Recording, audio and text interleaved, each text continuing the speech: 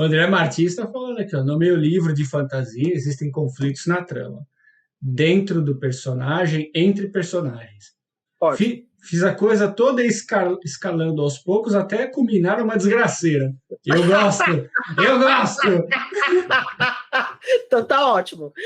Eu não sei quais são os conflitos, mas é assim mesmo. Escala tudo. Muito bom. Ó, A Maria. só que a Montessan está falando que o conflito é o que sustenta o interesse do leitor e cria uma história realmente envolvente. Pois é, sem conflito você não tem história, né? Você não tem nada, né? Você tem só um montoado de frases. A Poliana me pergunta: você tem alguma dica para descrever a personalidade dos personagens? Pois é, Poliana, isso que eu estou dizendo é a melhor forma, você mostrar como é que aquela pessoa se comporta diante de uma dificuldade. É um jeito excelente de mostrar a personalidade. Inclusive, mostrar, às vezes, o que o próprio personagem não sabe. Né? Digamos que o personagem se acha super corajoso, mas aí chega uma situação e ele sai correndo. Né? Uma situação de perigo, ele sai correndo. Tem um filme, aliás, que foi feito sobre isso. Não sei se você já viu, Sidney, de um fulano que vai com a família para um lugar e parece que vem uma avalanche para cima deles, aí ele sai correndo e larga a mulher e a filha para trás. É muito... Veja, Poliana, uma ação, no caso é um filme, né? Mas os filmes funcionam bem a mesma coisa em termos de ação, de conflito, de revelar personagem. É parecido com a escrita, é claro, com linguagens diferentes, né? Mas então, esse personagem, a ação dele revelou quem ele é, sem que ele mesmo soubesse. Ele não sabia que ele era um covarde. A mulher dele não sabia que ele era um covarde. Mas, num perigo de avalanche, ele não teve a menor dúvida. Pior, ele pegou o celular. Então, ele pegou o celular de cima da mesa e saiu correndo, largou mulher e filha para trás. Então, pegou o celular, o importante foi pegar o celular. Prioridades nessa vida. Revela maravilhosamente que a mulher quer se divorciar dele. Quando você põe o seu personagem diante de uma situação que ele não espera, mas que é um conflito, é maravilhoso para mostrar como ele é. A Poliana Gomes Oliveira colocou aqui: estou escrevendo o meu primeiro livro, que se chama A Filha de Morrigan. A história se baseia na era medieval, onde os conflitos se baseiam na política dos reinos de época e as sucessões do trono. Cuidado, Poliana, você precisa ter o diferencial que a gente tanto falou na semana passada.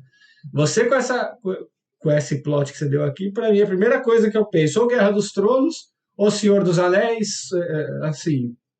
Ou muitas histórias medievais que têm... muitas histórias, você não tem... problemas de corte, de reis, tal, você tem que ver um ângulo aí um pouco diferente, né?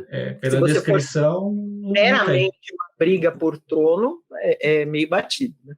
O Mendel Herzl, olá, Mendel, está fazendo uma perguntinha. Personagens pouco consistentes podem ser compensados por um romance rico em acontecimentos e fatos interessantes? Mendel, até pode. É que, assim, pouco consistente não é muito bom. Ele pode até ser raso, mas que seja um raso consistente, né? Que acontece... Explica a diferença de raso e consistente. Raso é o personagem que tem um aspecto. Então, você sabe, aquele personagem é o paizão. O paizão sempre está lá, abraça, ajuda, cuida da filha, blá, blá, blá, blá. Então, ele tem esse jeito de agir que é um clichêzão, né? O paizão, então, ele está naquela frequência. Você bota ele como personagem e não desenvolve, então, ele sempre tá naquilo ali. Sempre que ele entra em cena, ele age como paizão. Você pode passar uma história inteira deixando o personagem sem desenvolvê-lo. Se for secundário, né? Nada acontece com ele, ou quando ele entra em cena, ele sempre dá bronca no filho, que chegou tarde, não quer emprestar o carro para a filha, mas acaba emprestando, sei lá, alguma coisa assim que é sempre aquela energia. Tudo bem, ele pode ficar naquilo e não mudar até o fim da história se ele for um personagem secundário. Se for acontecendo muita coisa, não tem problema. Bom, o personagem principal está passando por transformações e o secundário está ali sempre daquele jeito. Ok.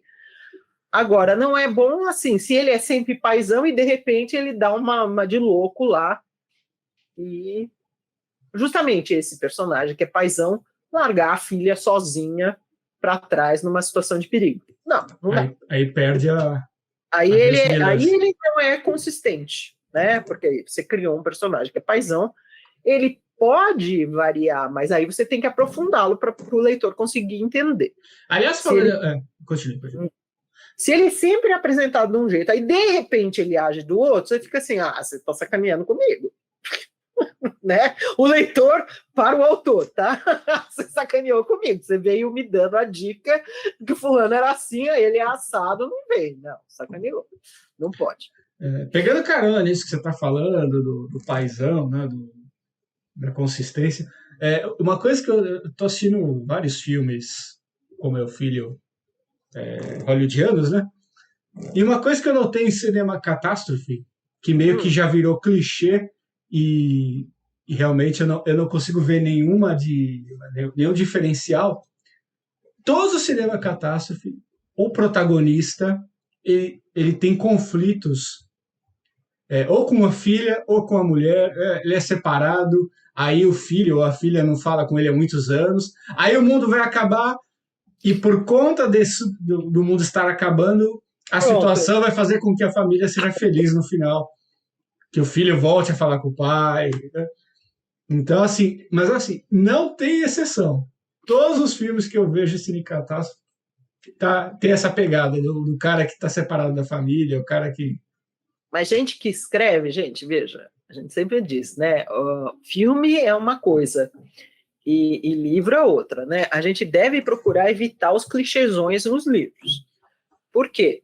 Porque livro emplaca menos, as pessoas têm um pouco mais de senso crítico quando vão ler do que tem de assistir filme, tá?